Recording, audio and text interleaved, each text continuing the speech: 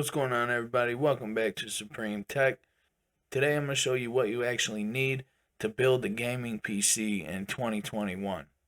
Before we get into it, if you're new to the channel, make sure to subscribe, smash that like button. Also check out my Amazon storefront link in the description. I'm going to also put in a couple special links down there for other products that I recommend that have to do with this video. So if you're interested in buying some parts for your PC, that might be a great place to start. With all that said, let's get right into the video.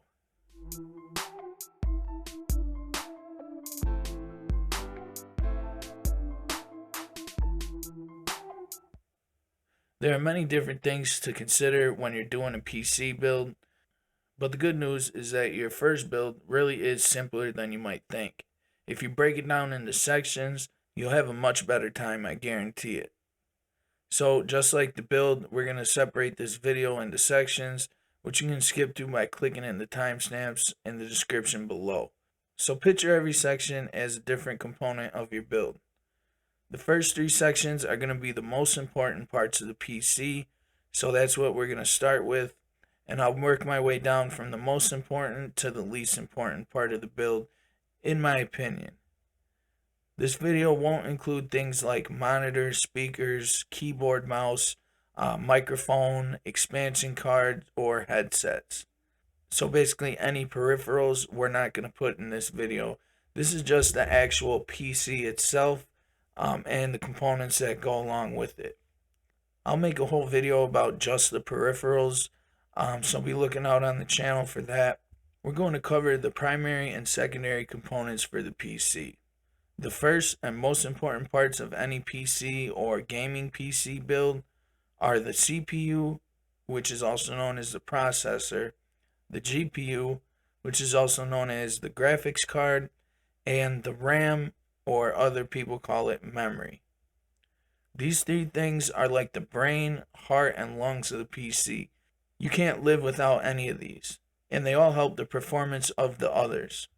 So for example, if you got a top of the line GPU worth thousands of dollars and you have a 7-year-old lower end CPU, then you won't get the full benefit out of the brand new top of the line GPU because the CPU does not have processing power to handle it. And you'll see very noticeable performance issues doing that. So something to keep in mind is to try to keep the parts that are around the same or close to in performance. It's always better to get a $300 CPU and a $300 or $400 GPU instead of getting a $100 CPU and a $900 GPU. It just doesn't balance out evenly. If you don't know what's what, ask someone at the store or look up YouTube videos, or ask somebody that you know that knows more about this. Or you can comment down below, ask your question there, and I'll be sure to get back to you. But don't believe everything that a salesperson says though, because at the end of the day, they're still trying to make money. So everything that they say, take it with a grain of salt. Now we're moving on to the first part, which is going to be your CPU/processor. The CPU is also called the central processing unit. All the data that needs to be processed goes through it. And it also tells other components what to do and when to do it. When you're choosing one, the first thing you're going to need to do is decide if you want to go with an Intel or an AMD Ryzen.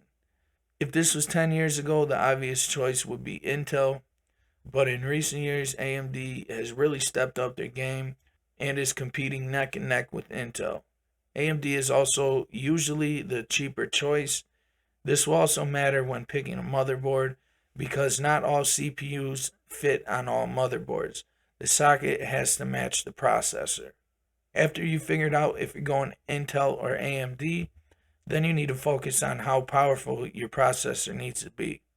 Now, while different generations of CPU can really make a difference in performance, the quickest way to know how powerful it is to look at the 3, 5, 7, or 9 number. For example, Intel has the Intel Core i3, i5, i7, i9, and the AMD Ryzen chips are named like the Ryzen 3, 5, 7, 9. Ryzen also has models like the Threadripper, but we're going to get into that later. Overall, the higher number, the more power. Okay? If you're looking to get a top of the line rig, then go for the Intel i9 or the Ryzen 9 options. You can also look for something like the Threadripper from Ryzen. If you're looking for something simple like an office PC, then just go for the i5 or i3. Those are probably going to be all you really need. If you want the best bang for your buck, I honestly say the i7 or the Ryzen 7 is the way to go. Just make sure to pick the other components that'll work well with the power of your CPU. Another thing to consider in the CPU is how many cores and threads it has. The higher, the better. You may want to pay attention to what series it is. For example, a Ryzen 9 5900 is slightly slower than a Ryzen 9 5950. If you see an X next to the number, that means that that particular model is a little faster than the one without an X. So the Ryzen 9 5900 is just a little bit slower than the Ryzen 9 5900X. Okay? Comment down below if you guys are having trouble understanding this. I'm trying to break it down as simple as I can, but I know people are going to have questions, so just leave them in the comments below. I'll try to put a chart up so you can see a visual of what I'm talking about. But the main thing to remember is that the bigger numbers are usually the newer generation and they perform faster. And that the more cores and threads means the CPU can handle more tasks at once, so it processes information a lot faster. That does it for the CPU. Let's move on to the second one, which is your GPU. If your main focus is gaming, then the GPU is the most important piece of your rig. Even more important than your CPU because the component handles all the in-game graphics rendering, and you don't need a dedicated graphics card if all you're doing is office type work. Technically, a GPU and a graphics card are different things, even though we say them together. The graphics card is the hardware as a whole, while the GPU is a chip. It's just part of the graphics card. A graphics card is a piece of hardware that is responsible for producing output to monitor. GPU is short for graphics processing unit. The two main brands of GPU are going to be NVIDIA and AMD. Same as with the CPUs, AMD has really been stepping up their game the past few years because back in the day, NVIDIA was the only name in graphics cards, really. Well, the only name that mattered. There's also other companies that make them, like Asus, Gigabyte, and MSI. These companies take the chips that are designed by AMD or NVIDIA and create their own graphics card using this technology. You'll see a sticker with what kind of technology is in your graphics card on the box. So it'll have a sticker that says AMD or NVIDIA. It can be good to look up the benchmark scores for each part. This can tell you how fast any particular GPU is. There's also many different types of cooling solutions for your GPU. There are three main ones, open air cooling, lower fan cooling, and water cooling.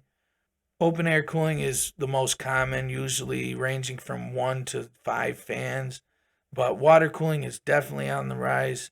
I'd only recommend getting a water cooled system if you have like a very high end graphics card and you plan on overclocking. The last thing you're going to want to consider when you're picking your GPU is the VRAM capacity. The card's very own random access memory used exclusively for graphics. Overall, don't skimp on your GPU if the main focus is gaming. Moving on from the GPU, the next part is going to be the last part of the main three, which is going to be our RAM/memory. RAM is used to store information for the PC and access it quickly. RAM is extremely fast, but the PC has to be powered up to store any information. So the question everyone wants to know is, how much RAM do you need for gaming? I personally say that with today's games, 16 gigs to 32 gigs is the lowest I'd go. But you might even get away with 8 gigs.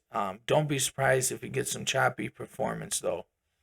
After you picked how many gigabytes you want, You're going to want to consider the module's operating frequency. This will be the number in megahertz.